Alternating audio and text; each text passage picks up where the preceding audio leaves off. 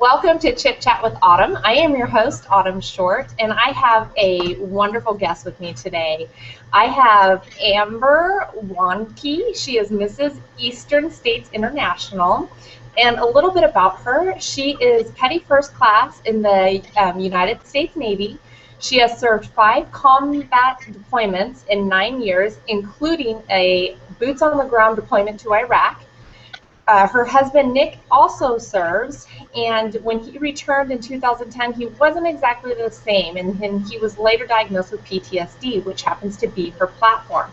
So today we're going to be talking with Amber PTSD and what it is and who's affected by it. And so please welcome my guest to the show today, Amber. Hi, Amber. Thanks for joining me. Hi. Good morning. Thanks for having me. Good morning. It's morning, and you are in Jacksonville, Florida this morning, getting ready for, I believe you have interviews today. That's correct. A little bit later this afternoon, so getting excited. Very exciting. Well, this is probably, hopefully, like a warm-up, maybe, interview for you. Well, you know, every little bit helps, they say, so why not? So thank you for taking time out of your schedule today as you prepare to be a guest on the show with me. I do appreciate that.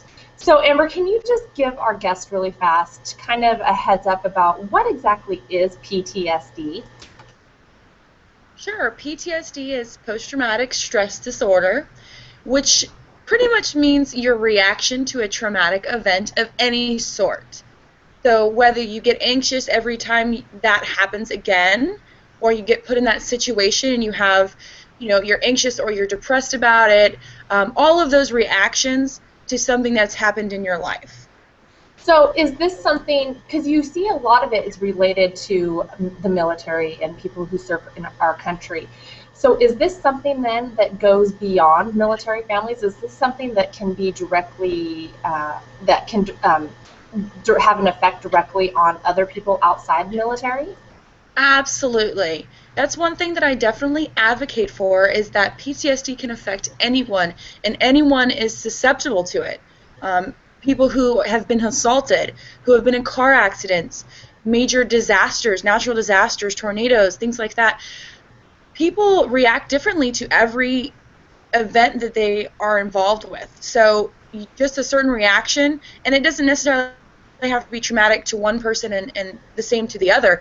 It could be specific to that person. So it can definitely happen to anyone, and it definitely is a family, you know, thing too, along with caregivers and your son and daughter or whomever is your caregiver also. So is this something that could possibly go untreated then? Is this something new where people are not sure, they don't really know what's happening to them? This is something that it doesn't seem right, I don't seem normal, but I don't know what it is. So is this something that can commonly become or be misdiagnosed or untreated? Absolutely. My husband was misdiagnosed with sleep apnea for about 3 months, which is a relatively short amount of time compared to a lot of others, but we knew there was something else that we were not getting help with. And so we, you know, being active with his medical care, we were very fortunate to finally, you know, get that care. However, there are people who don't realize that that could have happened to them and that they could get these other treatments in relation to PTSD and not just dealing with it themselves or going through it the hard way and just, you know, trying to write it out. So are there certain types of signs that people should look for if they think that they could possibly have PTSD? Are there common signs? You know, diabetics, I'm just going to use this as an example. Diabetics will sometimes get lightheaded or dizzy when their insulin is low. So are there certain signs that people should look for to maybe bring up to their doctor when they're talking to them about possibly having the diagnosis of PTSD? Absolutely. And again, everyone is different, so these are not cut and dry. But, you know, you have to evaluate, you know, how your life is going. If there was a certain point that things have changed, whether it was in your relationship or you became depressed, anxious, sleeplessness is a really big one. So those are the 3 main that we really see. But I've also known people where they kind of get into an event, but it also it doesn't necessarily make them anxious or depressed about that event, but it causes havoc in the rest of their life, where they kind of evaluate all of the things that they've been doing. And if you are involved with a near-death experience, you want to live life to the fullest, and so you may rethink your relationship with somebody. So it really depends on each person, but you really have to evaluate if there is a certain thing in your life that's changed you. I mean, for the worse usually, obviously. So that's what you have to evaluate. Now, what are the types of treatment or help that people can get who are diagnosed with PTSD? Is this something that is that people take medication for? Is this something that it's going through counseling, or is it family members? All of the above. What type of help is there for people who suffer with PTSD? And is this a lifelong issue? Is this something that eventually will go away, or is this something that people deal with for the rest of their life? Sure, and it varies per person. Everyone reacts differently to medicine or therapies, so you kind of have to try out and see what's best for you, which is what I did with my husband. We started off, seeing the doctor and a therapist, and were prescribed medications, and it just didn't seem to work for us. So that is definitely one option, and it has worked for some people. However, it did not work for us. So our next step was kind of getting away from modern medicine, and we kind of turned to alternative therapies, which can be, we specifically had animal therapy, but we didn't know that it was animal therapy at the time. We just wound up getting a pet, and that's what kind of was the conduit for everything. So pet therapy is one thing. There's what we call SGB, which is an injection that you can get that blocks the nerve endings for that, the flight or fight. That's one thing you could do as alternative. Art therapy, music therapy. Like I said, it's kind of what the person wants to do and what they feel would be most beneficial to them. For the next question, there are networking and groups and support for caregivers, and I think that's the biggest thing that you can do for yourself is educate yourself about PTSD, about the treatment options, and get that support from others who have either been there or are going through it with you. Because there is nothing like having a conversation with someone and relating to them on that level. And then lastly, we haven't seen it necessarily been like a lifetime thing, because it depends on each person, when they were diagnosed and if they were susceptible to the therapies or the treatment. So it kind of depends on the person, but we've seen great results with people who are, 110% into trying to recover.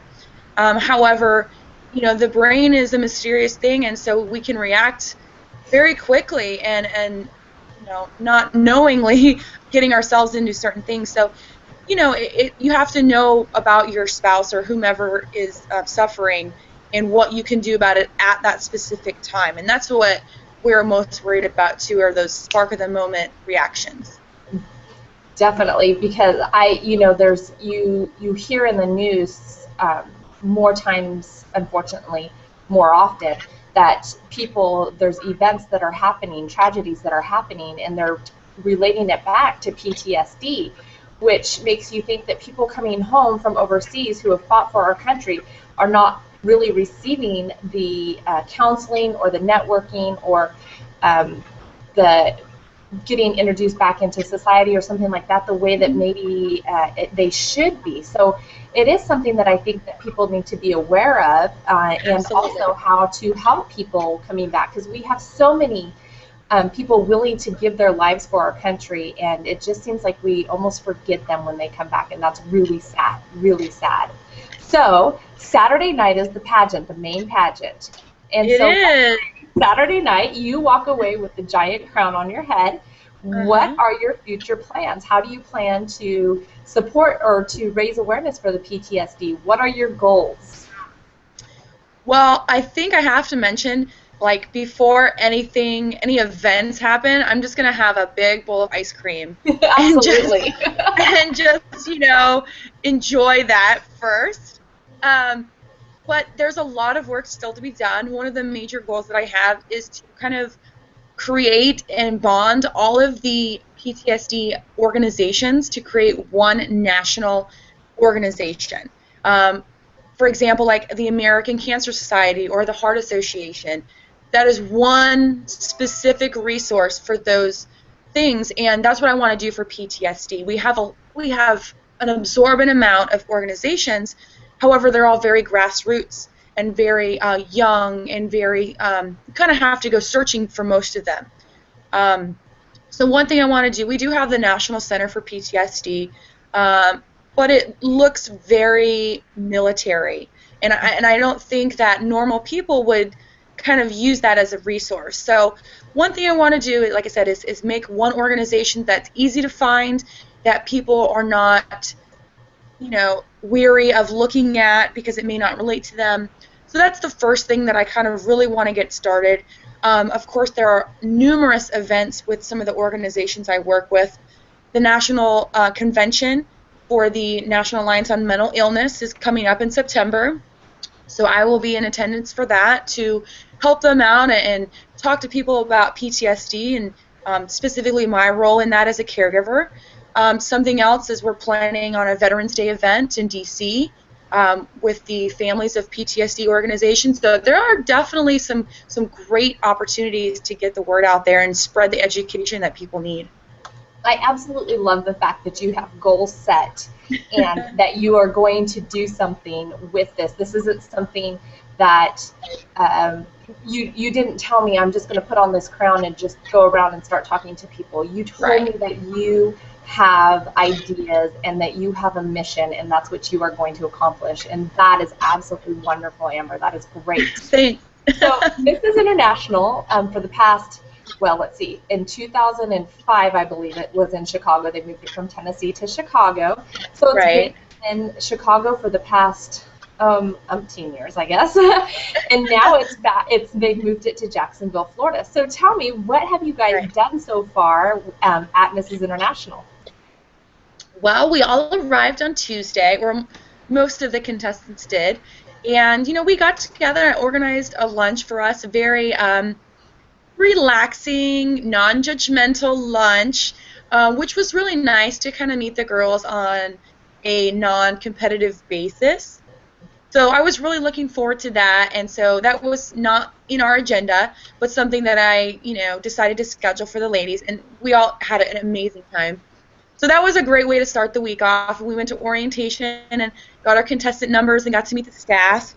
And then yesterday we traveled around St. Augustine and Jacksonville and got to see some amazing sights on the tour and drank from the Fountain of Youth, which was awesome. Yeah. And then we got to shop at the outlets, of course. All us girls got to get our swag on. Absolutely. And we ended our tour at the Jacksonville Jaguars Stadium and got a little inside VIP scoop of all of their new facilities and their field, and it was so, so beautiful. I love it. Well, Amber, you are absolutely beautiful. You're well-spoken. You're real. You're easy to talk to. I appreciate that. If people want to follow you or get in contact with you or want more information about PTSD, where can they visit? How can they reach you, and how can they find the information about PTSD? Sure. Well, PTSD, you can definitely Google it. It's very easy to find some resources these days. Like I mentioned, a couple of the great groups that you can look up are NAMI, N-A-M-I, National Alliance on Mental Illness, the National Center for PTSD, and for caregivers, Elizabeth Dole Foundation has an awesome network for caregivers, which is I'm an official caregiver ambassador for them. Also, there is Positive Action for PTSD, which is a UK-based organization, and I'm actually the USA ambassador and manager for our branch. So that's also a great resource. That's something we don't really give out treatments and things like that. We more give motivation and positive encouragement on a daily basis, and that's on Facebook. So that's something that you can see daily.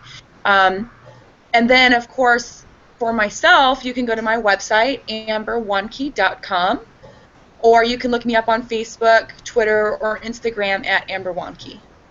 Perfect. And for those of people who are not watching live this morning, I will have the all those addresses on the bottom of the screen. Wonderful. So that people can look that up without having to do so much research. So Amber, I want to wish you the best of luck this weekend.